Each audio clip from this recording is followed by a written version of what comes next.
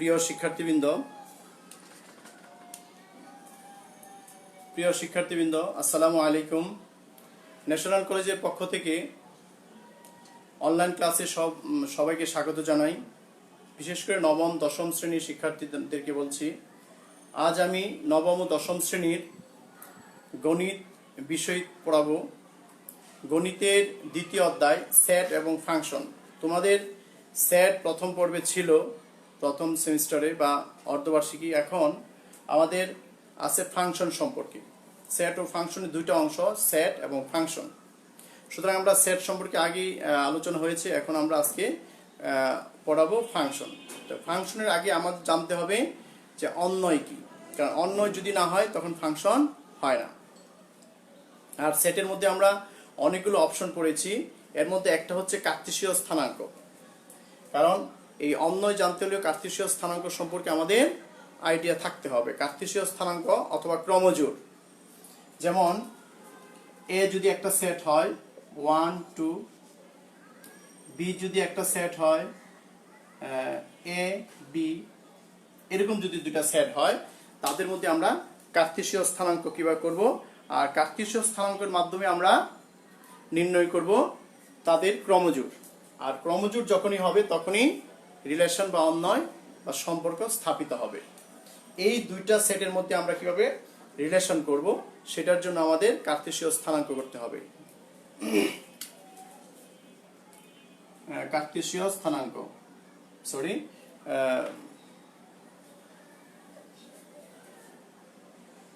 কার্তেশীয় গুণজ, কার্তেশীয় স্থানাঙ্ক না, কার্তেশীয় গুণজ। কার্তেশীয় গুণজ, ঠিক আছে? কার্তেশীয় গুণজ। তোমাদের কি জানা আছে কি কার্তেশীয় গুণজ কিভাবে করে? মনে আছে কি? এ ক্রস বি, যেটাকে আমরা গুণ চিহ্ন মনে করি, ক্রস গুণন, ডট গুণন, ক্রস গুণন, দুটো গুণ থাকে, একটা ডট গুণন, একটা ক্রস গুণন। ক্রস গুণন কিভাবে করে? যদি আমি লিখি 1 2 দুটো উপাদান ক্রস বি, যদি লিখি এ এবং বি। এখন বলো কার্তেশীয় গুণজ করার জন্য আমাদের কি করতে হয়? এটা অবশ্যই সবাই জানো, অবগত আছো, একেবারেই সহজ।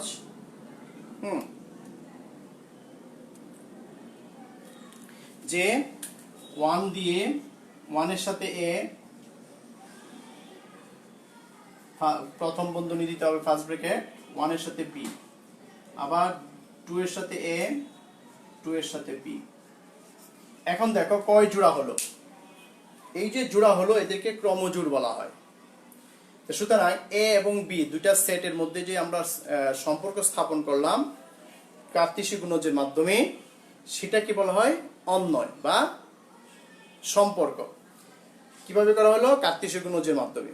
সুতরাং অন্বয় করতে হলে কার্তেশীয় গুণজ করতে হবে, এবং জোড়ায় জোড়ায় যেটা পাবো সেটাকে বলা হয় ক্রমজোড়। ক্রমজোড় কি বলা হয়? ক্রমজোড়। এই শব্দগুলি সম্পর্কে ভালো ধারণা থাকতে হবে। ক্রমজোড়, ক্লিয়ার? আমরা দুইটা শব্দ এখানে শিখলাম, একটা হলো কার্তেশীয় গুণজ, ক্রস গুণন করতে হয়, 1 এর সাথে এ, 1 এর সাথে বি, 2 এর সাথে এ, 2 এর সাথে বি। তারপর যে জোড়ায় জোড়ায় পেলাম সেটা হচ্ছে অন্বয়, যেটাকে ক্রমজোড় আকারে প্রকাশ করা হয়। সুতরাং যেমন বাংলাদেশ, ভারত, পাকিস্তান, যদি আমি বলি তিনটা দেশের কথা, বাংলাদেশ সাথে যদি রাজধানী বলা হয় ঢাকা বলতে হবে, অবশ্যই আমরা ইয়া বলতে পারবো না। মনে করো এই হলো বাংলাদেশ, এ হলো ভারত, এ হলো পাকিস্তান। আর যদি বাংলাদেশের রাজধানী ঢাকা হয়, ঢাকা, ভারতের রাজধানী দিল্লি, তারপর পাকিস্তানের রাজধানী ব্যাংকক। এটা যদি হয়, সম্পর্কটা কিভাবে হবে? বাংলাদেশের সাথে অবশ্যই আমাদের এইটার সাথে সম্পর্ক করতে হবে এইভাবে, আমরা এইভাবেই দেবো, ভুল হবে না। সুতরাং আমরা এই যে সহজ একটা লাইন টানলাম সেটা হচ্ছে অন্বয়। সেটাই কি? অন্বয়। অন্বয়টার ভিতরে দুইটা সেট থাকে। অন্বয় অবশ্যই দুইটা সেটের মধ্যে হয়। সম্পর্ক যদি করতে চাই, আমি যদি কারোর সাথে ফ্রেন্ডশিপ করতে চাই, আমি একা একা কি ফ্রেন্ডশিপ হবে? আরেকজন আমার কথা গ্রহণ করতে হবে। যেমন আমরা ফেসবুকে ফ্রেন্ডশিপ করি, সেটার জন্য রিকোয়েস্ট পাঠাইতে হয় একজনকে, সে অ্যাকসেপ্ট করে, তো দুই পক্ষ থাকতে হয়। একইভাবে অন্যের জন্য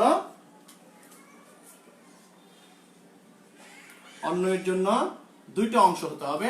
একটা হচ্ছে এটাকে বলা হয় প্রথম সেট, এটা দ্বিতীয় সেট। প্রথম সেটের সাথে দ্বিতীয় সেটের সম্পর্ক, এটাকে এই যে দুইটা অংশ পেলাম, এই দুইটা অংশ মিলে হচ্ছে ক্রমজোড়। এই ক্রমজোড় গুলো হচ্ছে প্রথম উপাদান, এটাকে আমরা বলবো ডোমেন, আর এটা হচ্ছে রেঞ্জ। আমরা যখন অঙ্ক করব তখন শিখবো। যেমন এটা যদি আমি একটা সেট তৈরি করি, অন্বয় তৈরি করি, সেটা এস দ্বারা যদি প্রকাশ করি অন্বয়, তখন হবে কি এই বাংলাদেশ কমা ঢাকা, এই একটা জোড়। আবার ভারত কমা দিল্লি, এই আরেকটা ক্রমজোড়।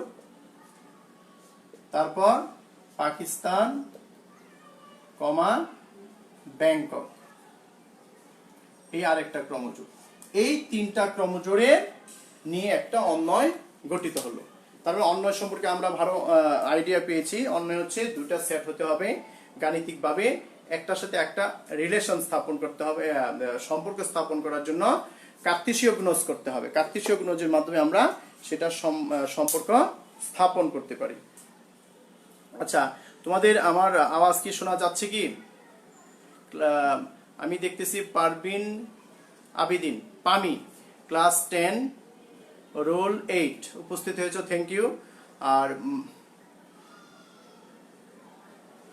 রোল 10 সায়েন্স, রোল 14 দশম শ্রেণী, রোল 14, নাম হচ্ছে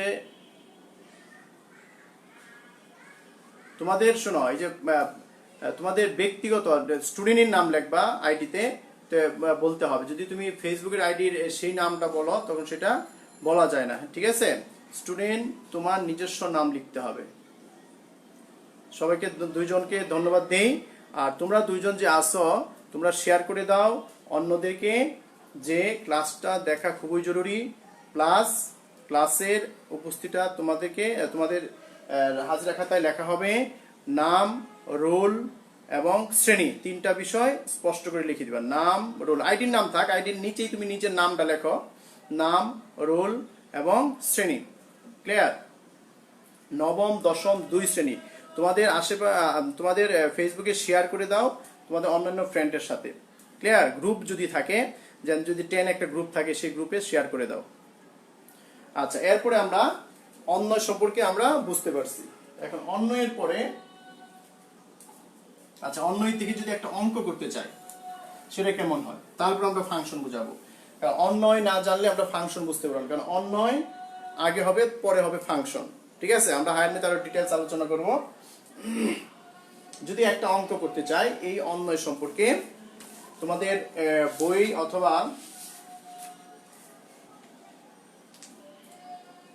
আমরা এখানে দুইটা তথ্য পেলাম। আচ্ছা, একটা অন্বয়ের একটা অঙ্ক করি, তাই না?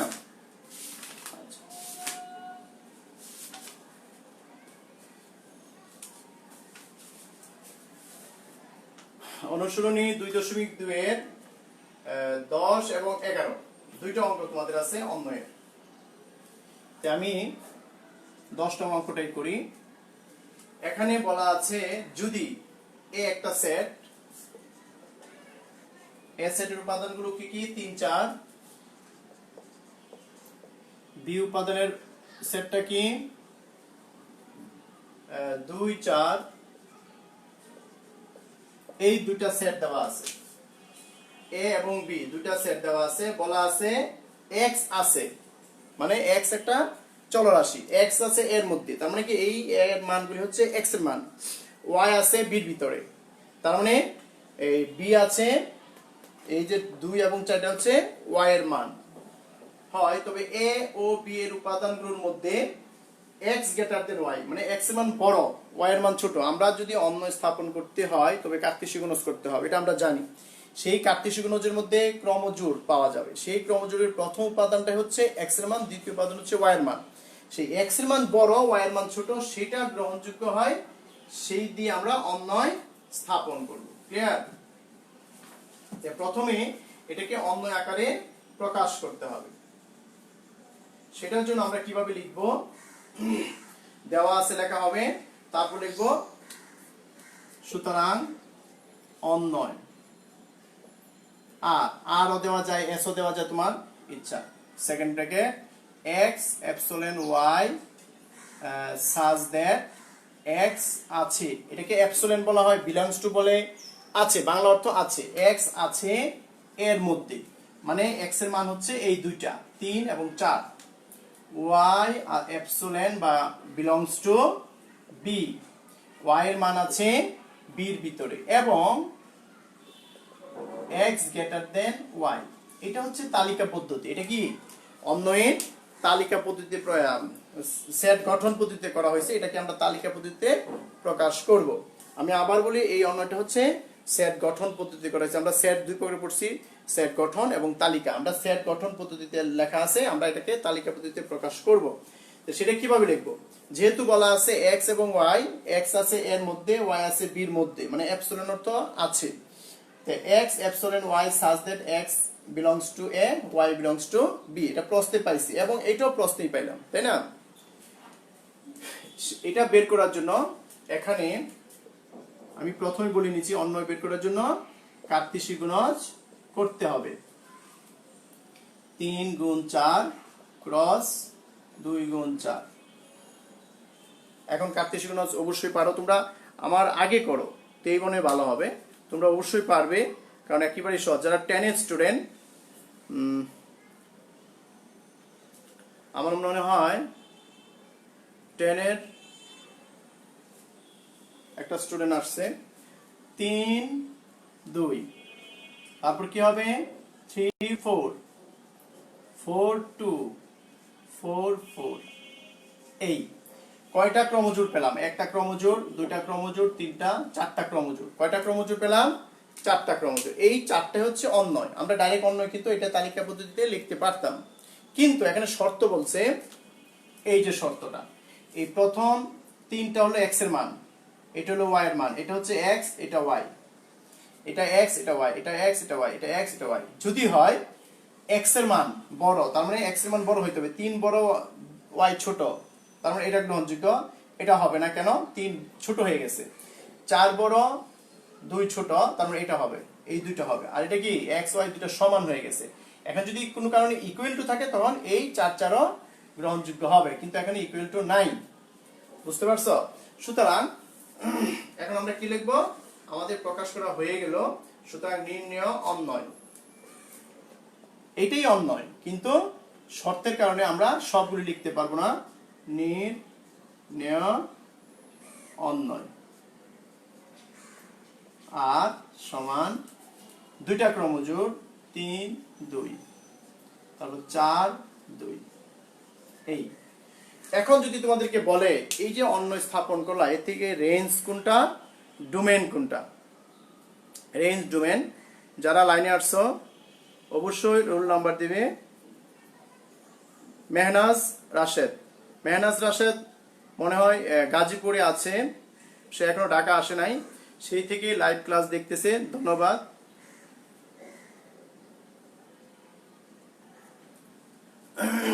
আচ্ছা, তোমরা অবশ্যই সবাইকে জানিয়ে দাও লাইভ ক্লাসে অংশগ্রহণ করার জন্য, শেয়ার করে দাও। আমরা অন্যয় পেয়ে গেলাম। এখন যদি বলা হয় ডোমেন নির্ণয় করো, রেঞ্জ নির্ণয় করো, তাহলে প্রথম উপাদান কি 3, প্রথম উপাদান কি 4, সুতরাং ডোমেন হচ্ছে 3 4, রেঞ্জ হচ্ছে 2 2 2 2 দুইবার বলা যাবে না, শুধু একটা 2। এখানে আমরা ডোমেন রেঞ্জও নির্ণয় করতে পারি। কি লিখবো? ডোমেনটা যদি লিখে দেই সেটাও ভালো হয়। ডোমেন কত হবে? প্রথম উপাদানটা, প্রথম উপাদান হচ্ছে ডোমেন, অন্যের প্রথম উপাদান হচ্ছে ডোমেন, আর দ্বিতীয় উপাদান হচ্ছে রেঞ্জ। দ্বিতীয় উপাদান দুইটা কিন্তু একই, 2 2, তো দুইটা তো দুইবার লেখা যাবে না, শুধু একটা 2 লিখলে হবে। সুতরাং আমরা রেঞ্জ ডোমেন পেয়ে গেলাম। এরপর চলে আসো ফাংশন। ফাংশন হচ্ছে কারো অধীনে কিছু কাজ করা। ফাংশন হচ্ছে, যেমন এটাতে বলছিলাম অন্যয়ের জন্য দুইটা সেট দরকার, দুইটা সেটের সাথে কার্টেসীয় গুণজ করে আমরা অন্যয় স্থাপন করব। আর ফাংশন হচ্ছে একটা চলক থাকবে, তার অধীনে একটা রাশি থাকবে, একটা চলকের রাশি থাকবে, সেটা হচ্ছে অন্যয়। ফাংশন। যদি তোমাকে এভাবে বলা হয় যে অন্বয়, কারণ সকল অন্বয় ফাংশন নাও হতে পারে, সকল অন্বয় ফাংশন নাও হতে পারে, তারপর ফাংশন, তারপর হচ্ছে একক। এটা অবশ্য হায়ার ম্যাথে আর একটু জটিল ভাবে দেখাবো, সহজ ভাবে। এই অন্যটা হচ্ছে দাদা, দাদা যদি না হয় বাবার জন্ম হবে না, বাবা, বাবা যদি না হয় ছেলের জন্ম হবে না। তার মানে এটা, এই কথা দিয়ে আমি এটাই বলতে চাচ্ছি যে দাদা যদি না হয় বাবা হবে না। তার মানে কি, আগে অন্যই হতে হবে। একটা যদি কোনো তথ্য দেওয়া থাকে সেটা আগে অন্যই হতে হবে, অন্যই হলেই আমি ফাংশন বলতে পারবো। বাবা হতেও পারে, দাদা কি, দাদার কি ছেলে হতে পারে, ছেলেই তো বাবা, হতেও পারে নাও হতে পারে। সুতরাং অন্যয় ফাংশন হতেও পারে নাও হতে পারে। যদি ফাংশন না হয় তো ছেলে হওয়ার প্রশ্নই আসে না। কোনো কারণে যদি একটা ফাংশন, একটা তথ্য সেট, সেটা যদি ফাংশন না হয় সে অবশ্যই একক হবে না, কারণ বাবা না হলে ছেলের অস্তিত্ব প্রমাণ করা যায় না, বিশ্বাস করা যায় না। সেই রকম আর যদি বাবা হয়, ফাংশন হয়, অনেক সময় ছেলে হতেও পারে নাও হতে পারে। ক্লিয়ার? সেই সম্পর্কে আমরা ডিটেইলস আলোচনা করব। সুতরাং অন্যয়ের পরে আসছে ফাংশন, অন্যয়ের পরে কি হবে, ফাংশন। এখন ফাংশন সম্পর্কে আমরা একটু আলোচনা করি। যেমন ফাংশনের প্রথম কথাটা হচ্ছে একটা চলক থাকবে, তার অধীনে বিভিন্ন মান বসিয়ে, একটা রাশি থাকবে তার অধীনে বিভিন্ন মান বসিয়ে আমরা বিভিন্ন তথ্য পাবো।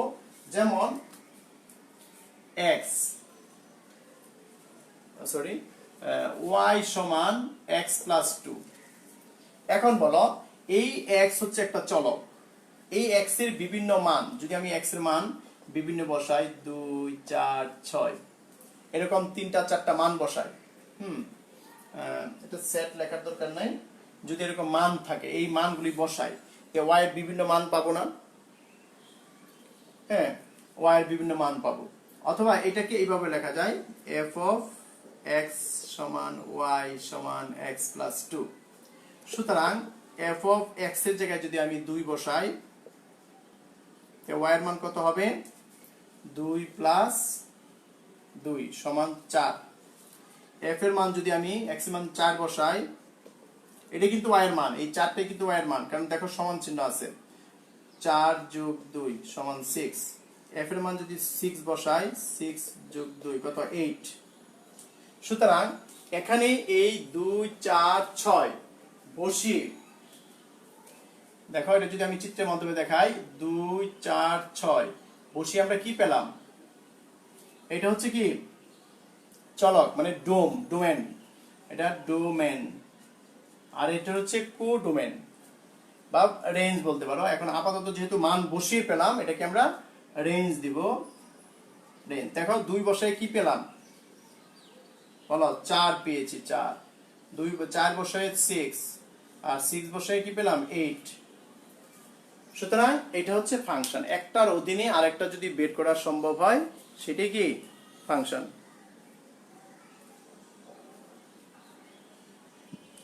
আচ্ছা, এরপরে আসো, এখানে একটা হচ্ছে স্বাধীন চলক। এখন স্বাধীন চলক কোনটা, অধীন চলক কোনটা? x হলো এই স্বাধীন চলক, y হচ্ছে কি অধীন চলক। আমরা এখানে দুইটা চলক পেলাম, একটা স্বাধীন যার মান আগে দেওয়া থাকবে, আর অধীন হচ্ছে x এর উপর নির্ভর করে y এর মান। সুতরাং x হলো স্বাধীন চলক, y হলো অধীন চলক, অধীন দয় দিঘিকা না, অধীন চলক। আমরা দুই ধরনের চলক এখানে পেলাম, স্বাধীন চলক, অধীন চলক। আচ্ছা, এরপরে যদি আমি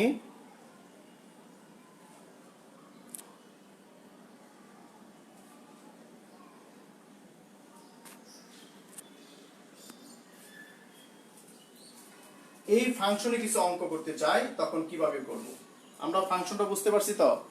ফাংশনে দুই ধরনের চলক থাকে, একটা হলো স্বাধীন চলক যার উপর নির্ভর করে অন্য মান বের করতে হয়।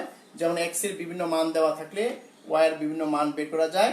সুতরাং এটা একটা ফাংশন এবং যার মধ্যে স্বাধীন চলক এবং অধীন চলক থাকবে। এখন এই জাতীয় অঙ্ক যদি আমি একটা করতে চাই ফাংশনের, তখন কি রূপ হয়? আমি কিন্তু আলাদা আলাদা দেখাচ্ছি, আবার দেখাবো ফাংশন এবং অন্য একসাথে। যেমন তোমাদের বইয়ের 13 নম্বর অঙ্কটা একটু খেয়াল করো। বলা আছে f of y, এখানে y হচ্ছে স্বাধীন চলক। yটা কি স্বাধীন চলক। f of y, y cube plus k y square minus 4y minus 8, এটা হচ্ছে একটা কি ফাংশন। f of x হতে পারতো, তখন x হচ্ছে স্বাধীন চলক। এখানে যেহেতু f of y আছে, y হচ্ছে স্বাধীন চলক। বলছে k এর কোন মানের জন্য, এখানে k এর এমন একটা কিছু মান আছে যে মানের জন্য f of -2 0 হবে। তার মানে এখানে y এর জায়গায় যদি আমি -2 বসাই, এই সম্পর্কটা শূন্য হয়ে যাওয়ার কথা ছিল, কিন্তু এখানে y k থাকার কারণে শূন্যটা হচ্ছে না। সুতরাং সেই k এর কোন মান বসাইলে আমরা y এর জায়গায় যদি -2 বসাই সেটা শূন্য হবে। তো প্রথমে এখানে f of এই y এর জায়গায় -2 বসাবো। -2 এর উপরে কিউব k -2 এর উপরে স্কয়ার 4 -2 -8। ক্লিয়ার? এখন আমরা হিসাব নিকাশ করব। যোগ বিয়োগের কাজ কত হয়? পাওয়ার যদি বিজোড় হয় -3টা, -3টা মানে মাইনাসটা থাকবে। 2 রূপে কিউব মানে কি 2 দুগুণে 4, 4 দুগুণে 8, মাইনাস রূপে জোড় চিহ্ন মাইনাসটা প্লাস হয়ে গেল, 2 দুগুণে 4 কে মাইনাস মাইনাসে প্লাস 8 -8, 8 চলে গেল। 4 কে আগে লিখলাম, 8 পরে লিখলাম। এখানে লিখবা যেহেতু দেখো প্রশ্নে লেখা আছে কিন্তু -2 0, এটা কি প্রশ্নে লেখা আছে না? এখন বলো এই ডান পক্ষ যদি শূন্য হয় তাহলে বাম পক্ষ কি হবে? শূন্য। সুতরাং 4k - 8 0, 4k সমান 8 বা k সমান 8/4, k সমান 2।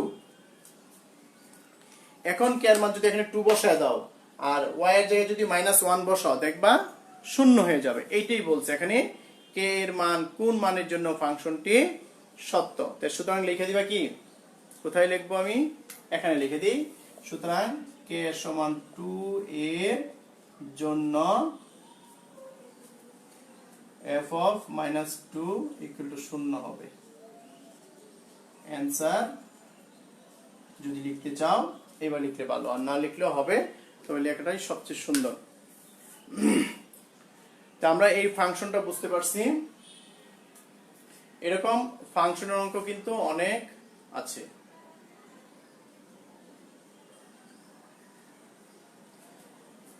যেমন তোমাদের 14 আছে, 15 আছে, 16 আছে, সবগুলি ফাংশনের অঙ্ক আমরা।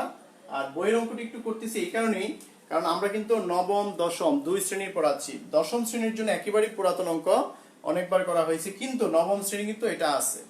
নবম শ্রেণীর জন্য এটা একবারে নতুন, এই জন্য আমরা একটু ডিটেলস আলোচনা করব। তারপর শেষে আমরা এই অধ্যায়ের সৃজনশীল দেখাবো, একটু সময় নিয়ে পড়াবো। আচ্ছা, তারপর আসো কত নাম্বার? 15 নম্বর। 15 নম্বরে দেওয়া আছে দেখো f of x, একটা ফাংশন যার মান দেওয়া আছে 2x + 1, 2x - 1। আগে যেরকম y এর জায়গায় -2 বসানো হয়েছিল, এখন y এর জায়গায় আমরা কি বসাবো? তোমরা প্রশ্নটা যদি দেখো, f of 1/x², f of 1/x²।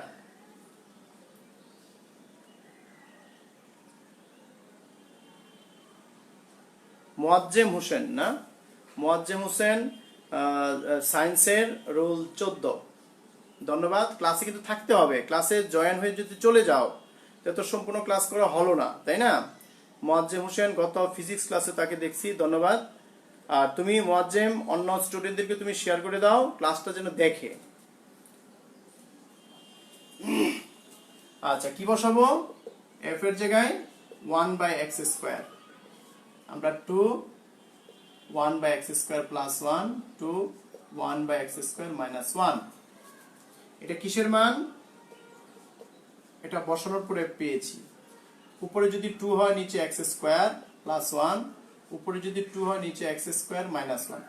একা যদি থাকে আমরা জানি এই 2টা 1 এর সাথে গুণ হয়, এই 2টা 1 এর সাথে গুণ হয়। এখন খেয়াল করো, উপরে যদি 2 থাকে, আমি যদি এখানে এক্স স্কোয়ার গুণ করি, এক্স স্কোয়ার কাটা যাবে। এখন যদি এক্স স্কোয়ার গুণ করি তো এক্স স্কোয়ার হবে।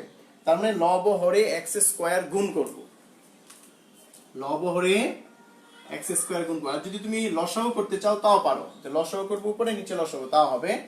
আমি যদি লব ও হরে এক্স স্কোয়ার গুণ করি তবে বেশি ভালো হবে। যেমন এখানে যদি এক্স স্কোয়ার গুণ করি, এক্স স্কোয়ার কাটা যাবে, থাকবে 2। 1 এর সাথে এক্স স্কোয়ার গুণ করলে এক্স স্কোয়ার হয়। এখানে যদি এক্স স্কোয়ার গুণ করি হরে এক্স স্কোয়ার কাটা যাবে, থাকবে 2 মাইনাস 1 এর সাথে এক্স স্কোয়ার গুণ করলে এক্স স্কোয়ার হয়ে গেল। এই তো হয়ে গেল। এখন যদি তুমি প্রদত্ত রাশি লেখো, লিখে মান বসায় দাও তাও হবে, অথবা তুমি যদি প্রশ্নের দিকে তাকাও, f of 1 by x square plus 1 f of 1 by x square minus 1, তার মানে এটার নিচে একটা মনে মনে যদি 1 আমি ব্যবহার করি, যেন এখানে একটা মনে মনে 1 আছে, তখন যোজন বিয়োজন করলে হয়। যেমন দেখো f of 1 by x square plus 1 f of 1 by x square minus 1, এটার নিচে কি আছে মনে মনে একটা 1, যোজন বিয়োজন। আমরা এই পক্ষে একই কাজ করতে পারি, এটা সহজ আমি মনে করি। আর যদি তোমরা প্রদত্ত রাশি লিখে মান বসাও তাও হবে।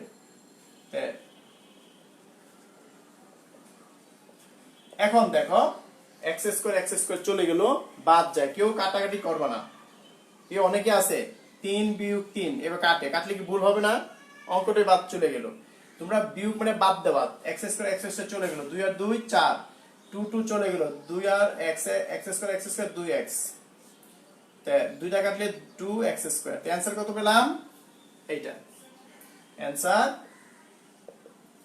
2 বাই x স্কোয়ার। ক্লিয়ার? দেখো এখানে যোজন বিয়োজন করলেই অঙ্কটা সহজ হয়ে যায়।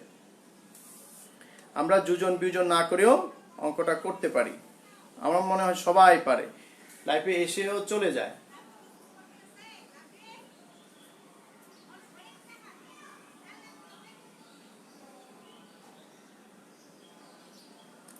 আচ্ছা, এরপরে আসো আরেকটা অঙ্ক করি, যদিও সময় প্রায় শেষ পর্যায়ে। 14 15 16, কারণ এখানে আমি যে 3টা অঙ্ক করেছি এই 3টা অঙ্ক দিয়ে সৃজনশীল বেশি আসে। এই 15 তারপর 16 14 এগুলি দিয়ে কি সৃজনশীল বেশি আসে, এই জন্য আমি এইগুলি করাচ্ছি। আগে বইয়ের অঙ্কটি একটু শেষ করি, তারপর অবশ্যই আমরা সৃজনশীল আলোচনা করব। 16 নাম্বার g of x, এখানেও x হচ্ছে একটা স্বাধীন চলক। x কি স্বাধীন চলক, আছে কি 1 plus x square plus x to the power 4 by x square। দেখো প্রদত্ত রাশিতে প্রমাণ করতে বলছে যে x এর জায়গায় যদি 1 by x square বসাই যা হয়, x square এর জায়গায় যদি শুধু x এর জায়গায় x square বসাই তা হয়। আবার বলি, এই x এর জায়গায় যদি আমি 1 by x square বসাই যা হবে উত্তর। যদি g of x square বসাই একই হবে, এটাই প্রমাণ করতে বলছে। তো আমি দেখি বসায়, শুধু মান বসাই, ফাংশনের কাজ হলো মান বসানো আর কিচ্ছু না।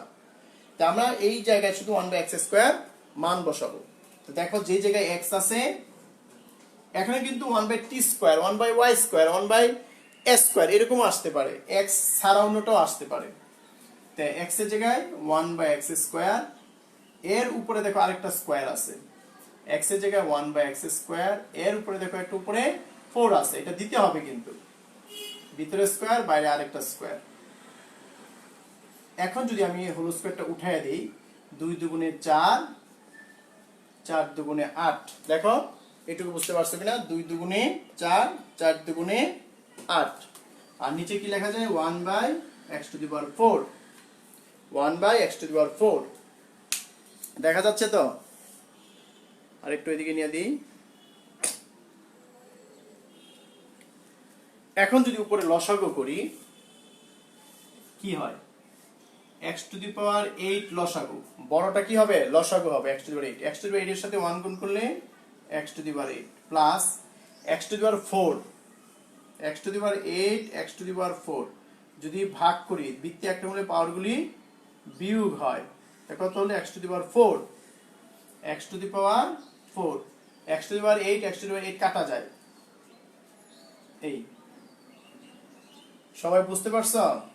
এখন যদি আমি এটাকে এখানে করি, উল্টায়া দেওয়া হয়, x to the power 8 plus x to the power 4 plus 1, x to the power 8 কে x to the power 4 into x to the power 4 লিখি। দেখো x টু দি পাওয়ার 8 কি দিয়েছি? x to the power 4, x to the power 4, যাতে আমরা এই দুটো কাটতে পারি। রইল কি? x to the power 8 plus x to the power 4 plus 1, x to the power 4। Clear? আমি এই দুটো লাইনের পরে এই দুটো লাইন তোমরা নিচে নিচে লেখো। এখন আমরা বসাবো কি? x এর জায়গায় শুধু x স্কয়ার, 1 x স্কয়ার, এর উপরে আরেকটা স্কয়ার, x স্কয়ার, এর উপরে আরেকটা 4, x স্কয়ার, উপরে আরেকটা স্কয়ার দিব। ক্লিয়ার?